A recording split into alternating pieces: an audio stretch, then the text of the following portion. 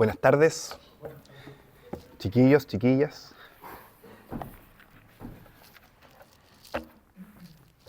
Vamos a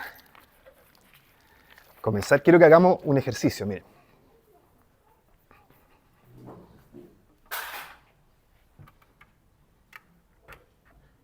Aunque no venía preparado.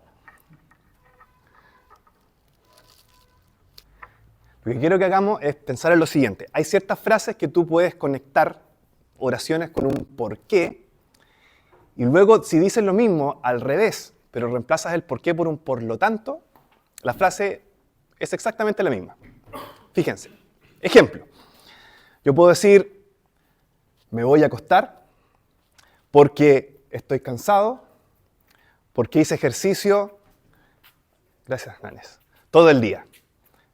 Mentira más grande no puede haber para mí, pero pensemos que está bien. Ya. Esa misma frase, miremosla al revés y cambiemos el por qué por un por lo tanto. Hice ejercicio todo el día, por lo tanto estoy cansado, por lo tanto me voy a dormir. ¿Se fijan? El mensaje es el mismo, pero va totalmente al revés. Y entonces lo que me gustaría que hiciéramos ahora es que hiciéramos este mismo ejercicio, pero con un pasaje de la Biblia. ¿Por qué? Porque si hacemos este ejercicio nos vamos a dar cuenta que podemos ordenar un poco más lógicamente para nuestra quizás claridad un pasaje que nos puede mostrar el Evangelio de una forma súper concisa, súper clara y por lo tanto también de una manera que nos ayude a darnos cuenta qué es lo que quiere comunicarnos Dios con el mensaje del Evangelio, que esa es la idea de esta primera sesión, poder entregar el mensaje del Evangelio. Así que vamos a Romanos capítulo 1. Romanos capítulo 1, y vamos a comenzar leyendo en el versículo 15. Romanos capítulo 1, versículo 15.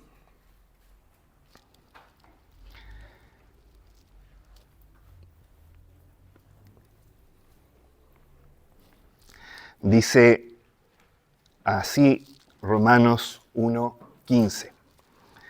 Así que, en cuanto a mí, pronto estoy a anunciaros el Evangelio también a vosotros que estáis en Roma.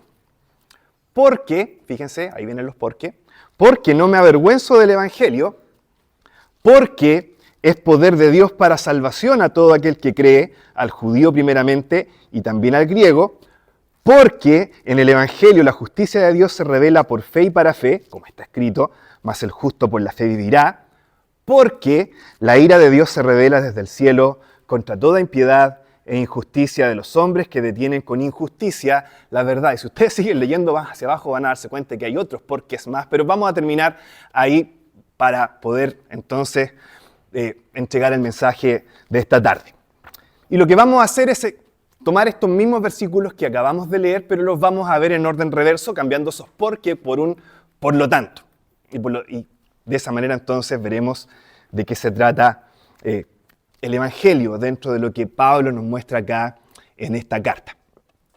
Vamos primero a lo último que leímos, el versículo 18. ¿Qué dice el versículo 18? El versículo 18 nos habla de la ira de Dios. Vamos a partir desde esa premisa. La ira de Dios, dice, se revela desde el cielo contra toda impiedad e injusticia de los hombres que detienen con injusticia la verdad. Y antes de hablar de la ira de Dios, quiero que pensemos, número uno, en ese Dios del que estamos hablando. Porque para comenzar a siquiera mencionar el mensaje del Evangelio, tenemos que presuponer algunas cosas. En la vida siempre tenemos que presuponer algunas cosas. Nunca partimos desde cero probando todo lo que vivimos y creemos. Y acá lo que quiero que presupongamos por un momento es que realmente hay un Dios. Podríamos ponernos a probar que realmente hay un Dios o no, pero no, vamos a partir presuponiendo que hay un Dios. Tú no partes pidiendo que se te prueban todas las cosas. Por ejemplo, ninguno de ustedes está acá habiendo probado antes de venir acá que ustedes son netamente un proyecto mental de cierto científico loco que ustedes están guardados en cierto laboratorio estilo Matrix. Y todo lo que están viendo es parte de su imaginación. Nadie de nosotros va a ser tan de repente rayado como a pensar eso, ¿verdad? Estamos acá y presuponemos que lo que estamos viviendo es la realidad. No estamos en un sueño Matrix o en alguna cosa similar. Presuposiciones que son necesarias para poder vivir nuestro día a día. Y dentro de esas presuposiciones tenemos que partir con la existencia de un Dios. Entonces, presupongamos que hay un Dios. ¿Cómo debería ser ese Dios? Si es Dios. Dios es alguien que tiene que caracterizarse por ciertas cosas, y si Dios es Dios, entonces tenemos que pensar en un ser increíblemente poderoso, el más poderoso de la creación, soberano, gobernador sobre todas las cosas, nadie más con más autoridad que Él. Eso sería Dios, si es que pensamos en Dios como realmente Dios. Tiene que ser el dueño de todo. Y cuando vemos a este Dios de esta manera, y luego nos miramos a nosotros mismos, la respuesta que tiene que surgir en nosotros, si somos honestos con nuestra vida, es que somos sumamente indiferentes a este Dios. No pensamos mucho en este Dios. Vivimos nuestra vida completamente ajenos a la presencia de este Dios, y nos acordaremos quizás de Él cuando tenemos problemas, de acuerdo a nuestra crianza que hemos tenido, pero a la larga este Dios está bastante ausente de nuestras vidas, y es lo que se dice acá cuando en el versículo 18 se habla de toda impiedad. La impiedad es eso, es el no considerar a Dios, impío, sin Dios. No tienes a Dios en tu vida. Y como no tienes a Dios en tu vida, entonces vives de una forma, como dice acá el pasaje, injusta, que detiene con injusticia la verdad. No se trata de que vivas una vida abiertamente degenerada y pecaminosa, simplemente se trata de que construyes tu propio reino, tu propia vida bajo tu autoridad y bajo tus deseos y caprichos en un terreno que no te pertenece. En un terreno que no te pertenece. Todo lo creado, si es creado por Dios, le pertenece a Dios. Y tú estás edificando tu propio reino en un reino que no es tuyo, en un terreno que es de otro reino, el reino de Dios. Y ahí entonces donde entendemos esta frase de que la ira de Dios se revele desde el cielo contra eso. Porque si este Dios es un gobernante justo, tiene que oponerse a cualquier insurrección dentro de su reino. Ese reino, para ser correctamente gobernado, tiene que tener un juez que haga justicia. Y cualquier insurrecto debe ser exiliado de ese reino. ¿Saben cuál es el gran problema? Que el único lugar de exilio fuera de ese reino tiene un nombre que se llama infierno. Y ahí entonces es donde entendemos nuestra realidad. Indiferentes y rebeldes a Dios, construyendo nuestro propio reino, esa es nuestra realidad, merecemos justamente de parte del gobernante de este universo, porque estamos insubordinándonos y haciendo un pequeño motín cada uno de nosotros dentro de su territorio, ser exiliados fuera de su reino. Y ese lugar se llama infierno, donde se revela justamente esto que tenemos acá llamado la ira de Dios, rebeldes bajo la ira de Dios. Ahora, se supone que estamos hablando del Evangelio, de las buenas noticias. Y la verdad es que todo lo que hemos escuchado hasta el momento no suena muy a buenas noticias, ¿verdad? Es bastante, de repente, confrontacional escuchar estas cosas. Y la pregunta que nos hacemos es, ¿dónde están las buenas noticias en todo esto? Tenemos que seguir. Vamos entonces a un por lo tanto. Fíjense, como la ira de Dios se revela, y aquí viene la conexión, por lo tanto, versículo anterior, versículo 17, por lo tanto, la justicia de Dios también se tiene que revelar. Esa es la primera conexión que tenemos que hacer. Como la ira de Dios se revela, por lo tanto, la justicia de Dios tiene que revelarse para que esto sea una buena noticia, no una mala noticia. Y entonces la pregunta que surge es, ¿cómo puede ser que la justicia de Dios se revele sea una buena noticia? De hecho, esta es la pregunta que Lutero se hacía continuamente antes de creer en Cristo, y era la pregunta que atormentaba a Lutero. Lutero era una persona con una conciencia muy sensible, y esta idea en Romanos, él como sacerdote católico tenía que enseñar acerca de esto, y le atormentaba esta idea. ¿Cómo puede ser que sea algo bueno que la justicia de Dios se revele si nosotros somos rebeldes? Si esta justicia de Dios es su justicia, es su atributo de que Dios es justo, y esta justicia se revela, entonces la única consecuencia para nosotros, si Dios fuera justo con nosotros, sería que fuéramos completamente aplastados. ¿Cómo es una buena noticia esto de que la justicia de Dios se revele? Si sería un tan mal resultado para nosotros. Y entonces Lutero le dio vueltas al asunto, y finalmente llegó a la conclusión, a la respuesta que dio pie prácticamente a toda la Reforma protestante. Lo que Lutero pudo ver en este pasaje es que esta justicia de Dios no es el atributo de Dios. No es que Dios sea justo, aunque lo es. Eso es una verdad. Pero aquí precisamente no se trata de que Dios sea justo. La justicia de Dios tiene que ver más bien con la justicia que viene de parte de Dios y que Dios nos ofrece como un regalo. Piensen en lo siguiente. Piensen en que Dios, por un lado, exige rectitud absoluta de parte de nosotros. Y ninguno de nosotros cumple con ese requisito. Piénsalo. Si tú desde hoy día en adelante, piénsalo, desde este segundo en adelante tuvieras el poder, porque no tampoco lo tenemos, de vivir una vida perfecta delante de Dios hasta el día que tú mueras, tampoco cumplirías el requisito. Porque tienes todos estos años antes que no has vivido de acuerdo a lo que Dios exige. Y eso también tiene que ser pagado y condenado. Entonces, nadie de nosotros puede cumplir con esta exigencia, con este requisito de parte de Dios. Pero entonces Dios viene y te dice, mira, ¿qué pasaría si yo te ofrezco una rectitud perfecta, una justicia perfecta, para que tú te vistas con ella, para que tú te cubras con ella, y así tú puedas presentarte delante de mí y yo te considere perfecto en mi presencia? ¿Qué pasaría si yo hiciera eso? Y eso es justamente lo que ofrece el Evangelio. Y lo ofrece en la persona de Jesús, de Jesucristo. Jesucristo es el centro del mensaje del Evangelio y tiene que ver justamente con esta justicia que viene de parte de Dios. Cristo es nuestra justicia, dice Pablo en otro lado, y esa es la respuesta.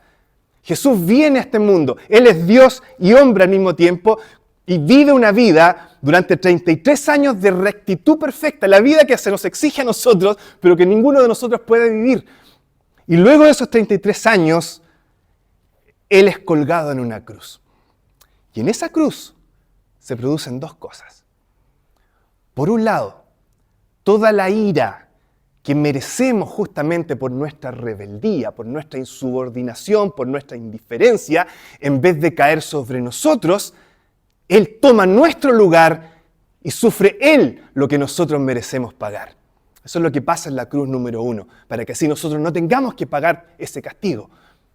Y número 2, toda esa vida recta que Él vivió durante 33 años, esa justicia que vivió durante 33 años, Él la ofrece a cada uno de nosotros para que nos vistamos y nos cubramos con ella.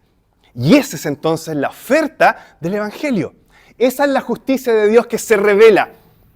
Es Jesús justo y recto, ofreciéndonos su rectitud para cubrirnos y al mismo tiempo ofreciendo pagar por cada uno de nuestros pecados y nuestra condenación. Y entonces ahí nos podemos dar cuenta, porque esto es una buena noticia. La justicia de Dios se revela. Y entonces, como la justicia de Dios se revela, por lo tanto, pasemos al pasaje anterior, el Evangelio es poder de Dios para salvación. ¿Notan la conexión? Como ahora la justicia de Dios se revela y Cristo ofrece su rectitud a nosotros como un regalo, entonces por eso el Evangelio puede ser poder de Dios para salvación. Solo por eso Dios puede salvar, tiene el poder de hacerlo gracias a lo que Cristo hizo en la cruz a favor de cada uno de nosotros. La pregunta hoy ahora es la siguiente: ¿qué tengo que hacer yo para obtener eso? ¿Qué tengo que hacer yo para recibir eso que Jesús ofrece? ¿Tendré que ganármelo pagándole algo a Dios? ¿Alguna especie de sacrificio, alguna manda, alguna cosa que tenga que hacer para ganarme esa rectitud que Jesús me está ofreciendo? ¿Tengo que comprarlo? No, no es la respuesta que Pablo da acá. ¿Tendré que entonces esforzarme por limpiarme un poquitito para ponerme esta rectitud? Así como si no como ponerme un vestido de gala, igual me tengo que bañar antes de ponérmelo, a lo mejor y tengo que vivir un poquito mejor durante un tiempo, y así entonces Dios se va a agradar un poco más de mí y me va a entregar este regalo.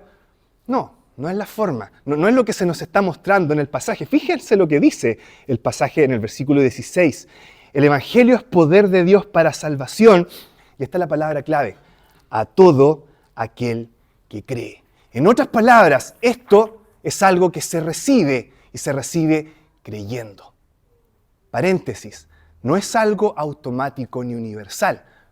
Fíjense en eso. No es que Cristo hizo algo hace 2000 años atrás y esto se derrama como una especie de gran lluvia encima de todos nosotros y entonces todos nosotros ahora somos beneficiarios de esto, lo queramos o no. No se trata de eso. Esto es específico para ciertas personas. ¿Y cuáles son esas personas? El pasaje dice: todo aquel que cree. creyendo. Así recibes este regalo, aceptándolo. ¿Qué significa creer? ¿Qué significa aceptar? Número uno, que reconoces tu condición delante de este Dios. Lo que hablábamos en la primera parte. Reconoces lo que Dios dice de nosotros, lo que dice de ti, lo que dice de mí. Que somos rebeldes, que somos indiferentes, que estamos insubordinados. Fíjense, el mismo hecho de que estemos hablando, partiéramos hablando acerca de presuponer la existencia de Dios, nos habla de lo indiferentes que somos ante este Dios. No deberíamos estar hablando de presuponer su existencia, pero aquí estamos. Porque eso somos. No tomamos por sentado que Él está acá, aceptando nuestra condición. Eso es lo primero, de eso se trata creer. Número dos, creyendo que lo que hizo Jesús hace 2000 años atrás realmente fue a favor nuestro. Y número tres, pidiéndole a Dios personalmente que aplique esa obra a nuestra vida en la actualidad. De eso se trata creer, reconocer mi condición, creer que lo que Jesús hizo fue por mí y luego pedirle a Dios que aplique esa obra que Jesús hizo a mi vida. De eso se trata justamente creer. Esto es para todo aquel que cree. Pero hay algo más dentro de la idea de creer. Sigamos leyendo porque hay algo más. Fíjense cómo sigue esto al revés. Tendríamos que decir, entonces, como el Evangelio es poder de Dios para salvación, por lo tanto, versículo 16, no me avergüenzo del Evangelio. Como el Evangelio es poder de Dios para salvación, Pablo dice, por lo tanto, no me avergüenzo de él. Y acá lo que está haciendo Pablo es usar un pequeño recurso literario muy similar a cuando nosotros también a veces encontramos algo que estuvo súper bueno y nos preguntan, oye, ¿cómo estuvo? Y tú le respondes, no estuvo nada de mal, ¿eh? La idea es que estuvo súper bueno, ¿verdad? Pero dicen lo contrario, no estuvo nada de mal. La misma idea es la que se refleja acá. Cuando Pablo dice, no me avergüenzo del Evangelio, lo que está diciendo es, estoy orgulloso del Evangelio. Estoy plenamente satisfecho en el Evangelio. Esto no me decepciona y por lo tanto me la juego toda por él. Pongo todas mis cartas por el Evangelio. Es extraordinario.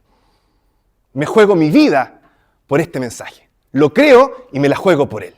Y ahí es entonces donde entendemos justamente un poco más de cerca de qué se trata esto de creer. ¿Qué quiere decir creer? Es lo que hace Pablo. Piensen en el siguiente ejemplo. Hay una historia de una especie de, no sé cómo se llaman estos que caminan por la cuerda floja, que tienen con unos palitos. Equilibrista. Gracias, Connie. Gracias, Mauricio. Hay un equilibrista famoso, no me acuerdo ahora el nombre, pero era extraordinario este compadre. De hecho, tenía la gran ventaja, o la gran gracia, de que su show lo hacía en lugares naturales. De hecho, cruzó las cataratas del Niágara en cuerda floja. Lo hacía sin arnés, sin malla abajo, o sea, era todo o nada. Y la hacía todas, cruzaba de ida, cruzaba de vuelta, cruzaba corriendo, cruzaba de espalda. Una vez cruzó en invertida. De hecho, una vez se dice, búsquenlo, de hecho, pueden encontrarlo, que llegó a la mitad de la cuerda, puso una especie de parrilla y hizo un asado al medio. Ese nivel, compadre, pero sequísimo. Bueno, este equilibrista en un momento llega a cierta orilla y había un grupo de personas mirándolo y le dice a una persona, ¿tú crees que si yo te llevo a caballito al otro lado, puedo lograrlo? Y la persona dijo, por supuesto, sí, con todo lo que hay hecho, o sea, si diste un asado ahí al medio, yo creo que de más que podís llevar y traerme de vuelta a caballo, no creo que sea algo tan complicado para ti. Y le dice, ya, pues, vamos. Y la persona, no me atrevo. Y no quiso. Y entonces ustedes pueden darse cuenta, esa persona tenía toda la evidencia para creer que realmente esta persona era capaz de llevarlo. Podría decir, por supuesto, mira, has hecho esto y esto otro, por supuesto que me puedes llevar. Pero al momento de subirse, demostró lo que realmente había en su corazón, ¿verdad? No creía. Si lo creyera de verdad y se atreviera de verdad, se hubiera subido, pero no se sube porque realmente no lo cree. No se la juega por lo que dice que cree, y entonces ustedes se empiezan a dar cuenta de la comparación que hay con el mensaje del Evangelio. Tú puedes a lo mejor escuchar todo lo que hemos dicho hasta el momento y decir, mira, sabes que hay bastante evidencia, de acuerdo a lo que tú dices, de que este mensaje quizás pueda ser verdad, y a lo mejor piensas que de eso se trata creer, como estar de acuerdo con el mensaje. No, es subirte a caballito, es jugártela por el mensaje, vivir como si esto de verdad fuera real y jugarte tu vida a la luz de eso. De eso se trata creer. No es un mero sentimiento intelectual de que crees en las evidencias y dices, sí, puede ser verdad. No, es que tu vida se juega a la luz del mensaje. Vives una vida a la luz de que lo que Dios dice es real en tu vida. Eso es creer. Es un sentimiento no solamente de la mente, sino del corazón y de la voluntad a un mensaje que tú te la juegas porque es verdad. Echas todas tus cartas porque esto es real. Como dice Pablo acá, no me avergüenzo del Evangelio. Me la juego por el Evangelio. Y finalmente entonces dice Pablo, como no me avergüenzo del Evangelio, por lo tanto, pronto estoy a anunciaros el Evangelio también a vosotros. Y eso es lo que estamos haciendo ahora, anunciando el Evangelio. Y la pregunta es, ¿qué vas a hacer tú? Porque el mensaje ya está entregado. La oferta del equilibrista está hecha. Y la pregunta es, ¿qué vas a hacer tú? ¿Vas a jugártela por el mensaje? ¿O simplemente te vas a quedar ahí en la orilla? Curiosamente, en este caso particular del Evangelio, es más peligroso quedarte en la orilla que cruzar. Tu destino en la orilla está sentenciado y es un destino malo. Es lo que veíamos al principio, ¿verdad? La ira de Dios se revela desde el cielo contra toda impiedad e injusticia de los hombres que detienen con injusticia la verdad. Ese es el destino a la orilla. Es mucho más seguro jugársela y cruzar. Y eso es lo que queremos que pase en tu vida y es por eso que lo estamos entregando este mensaje siempre en toda reunión en esta primera parte, porque nuestra esperanza es que te la juegues por el mensaje y puedas creer. Que el Señor quiera que pueda hacer esa una realidad en la vida de ustedes, así como en la nuestra en esta tarde. Vamos a orar para terminar. Y la idea es que quedemos con esta inquietud, ¿verdad? Que ¿qué vamos a hacer con el mensaje? Al mismo tiempo que damos gracias por los alimentos, por supuesto, y nos servimos una once a continuación. Vamos a orar para continuar. Nuestro Padre Celestial, gracias por tu palabra, gracias por este mensaje, gracias por la obra de tu Hijo, por cómo tú puedes ser un Dios soberano, poderoso, justo, pero también extraordinariamente sabio, que logra ofrecer algo que va en contra de todas nuestras intenciones como seres humanos, cómo tú eres poderoso para tomar nuestros corazones y volverlos a ti. Has hecho un milagro en nuestras vidas y pedimos para que hagas un milagro también en las vidas de quienes nos acompañan en esta tarde, que su corazón aún no se vuelve a ti realmente. Esa es nuestra oración, que tu Espíritu obre a través de un mensaje imperfecto y que tu Evangelio, que es perfecto, sea creído en los corazones. Quedamos delante de tu presencia agradecidos y queremos darte gracias también por estos alimentos que nos vamos a servir a continuación. Siempre en el nombre precioso de nuestro Salvador, nuestro Señor Jesucristo. Amén.